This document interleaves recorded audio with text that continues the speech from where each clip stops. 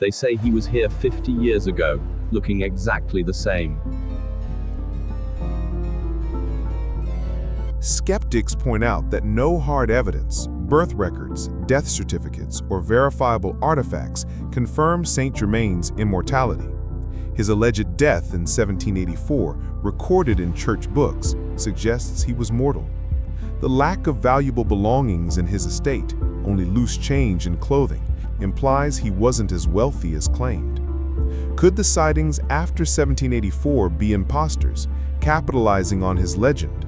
Or did Saint Germain stage his death to disappear once more? The official record says the Count of Saint Germain died on February 27, 1784 in Schleswig, but the story doesn't end there. In 1785, Freemason records list him as a representative at a convention. In 1789, the Comtesse d'Adhémar saw him in Paris. In 1821, Albert Vandam described a man named Major Fraser, whose knowledge and appearance matched Saint Germain's. Each time, he was described as a man in his mid-40s, unchanged by decades. Was he a series of imposters, or did he defy death itself? What if Saint Germain is still out there, a man who knows our history better than we do, who holds secrets that could unravel our understanding of time, science, and mortality? Imagine him in a modern boardroom, a cafe, or a crowded subway, watching, waiting. What does he know that we don't, and why has he stayed hidden? The Count of Saint Germain is more than a historical curiosity. He's a mirror to our deepest desires and fears.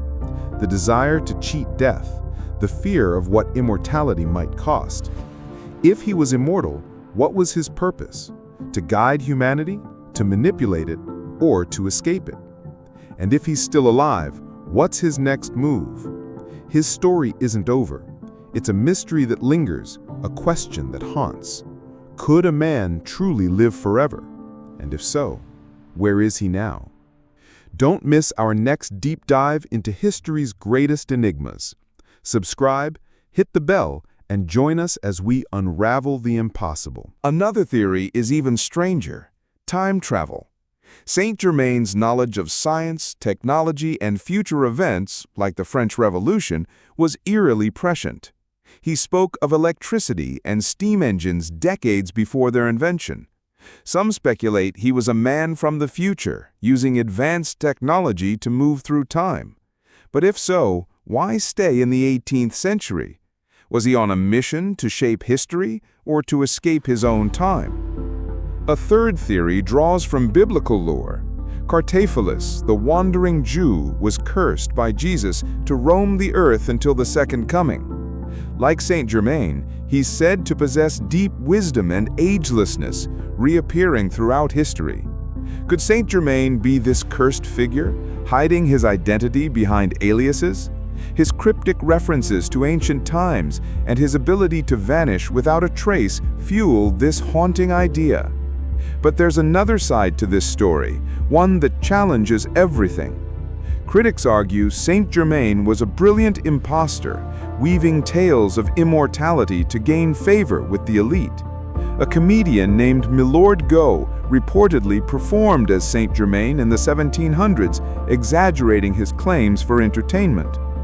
Anecdotes about his agelessness, like those from the Comtesse d'Adhémar, could be exaggerated or fabricated, much like the myth of Paul Revere shouting, "The British are coming," a story inflated by poets, not history. In 1972, a man calling himself Richard Chanfray claimed to be the Count of Saint Germain. On live television, he reportedly turned lead into gold, stunning the audience. Was he a fraud, capitalizing on the legend? Or was he the real thing, resurfacing after centuries? Theosophists like Helena Blavatsky claimed Saint Germain was alive in the 19th century, guiding humanity's spiritual evolution. An 1897 photograph allegedly shows him with Blavatsky, his face eerily familiar.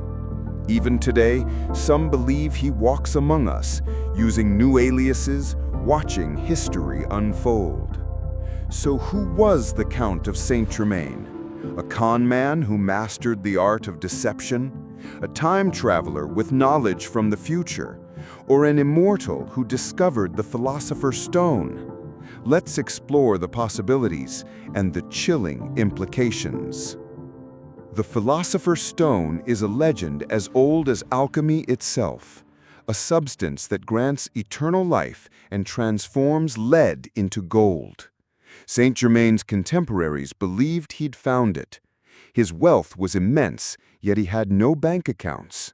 His jewels were flawless, his knowledge unmatched. Could he have unlocked the secret to immortality? Alchemical texts from the 18th century describe elixirs that slow aging, but none have been proven. If Saint-Germain possessed such a formula, why keep it hidden?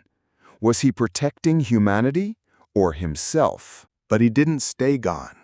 In 1774, he returned to France, meeting the young Louis XVI and Marie Antoinette.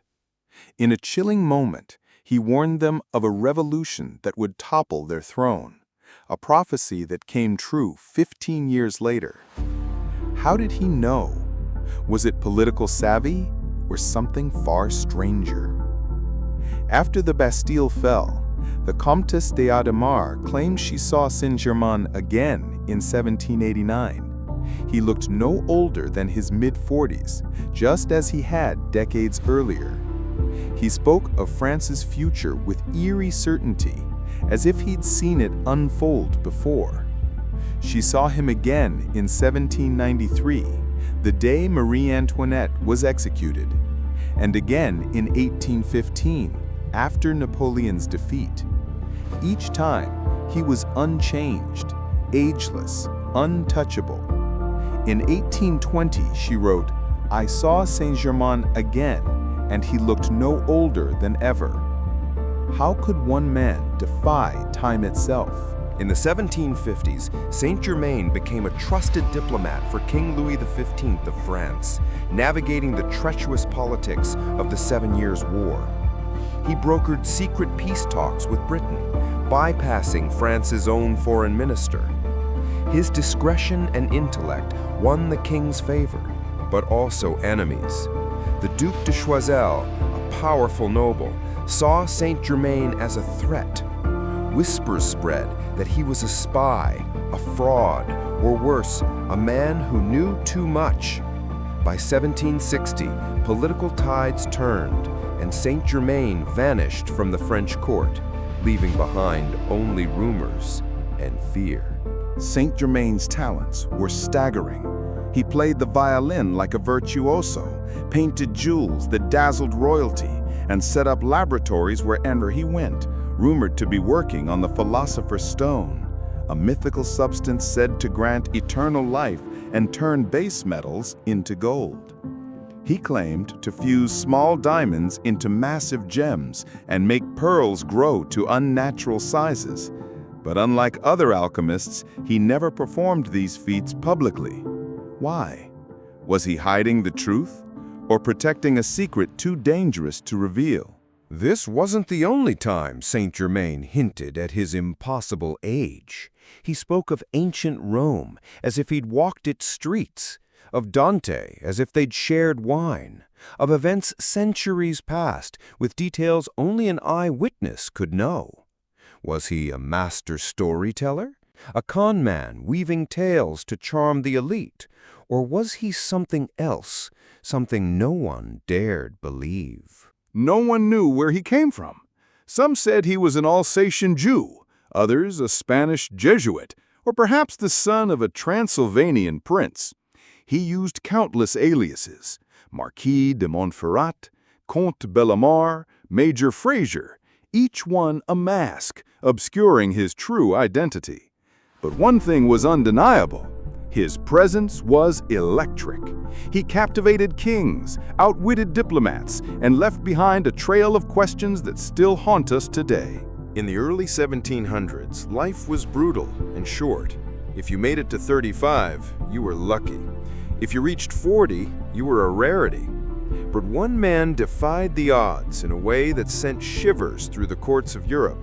They called him the Count of Saint Germain, a name that echoed through history like a ghost. He wasn't just a survivor, he was a phenomenon. A scholar who spoke a dozen languages fluently: French, German, Russian, Sanskrit, even ancient Greek. A violinist who could make nobles weep. An alchemist who claimed to turn lead into gold. And a man who, no matter how many decades passed, never seemed to age. What if someone could cheat death? Not just for years, but for centuries. A man who walked among kings and queens, who spoke of history as if he'd lived it, who vanished without a trace, only to reappear decades later, untouched by time. This is the story of the Count of Saint Germain, a man some call a genius, others a con man, and a few whisper he's still out there, watching us. But what if his immortality isn't a myth? What if it's a secret he's carried for 500 years, a secret that could change everything we know about life, death, and time itself?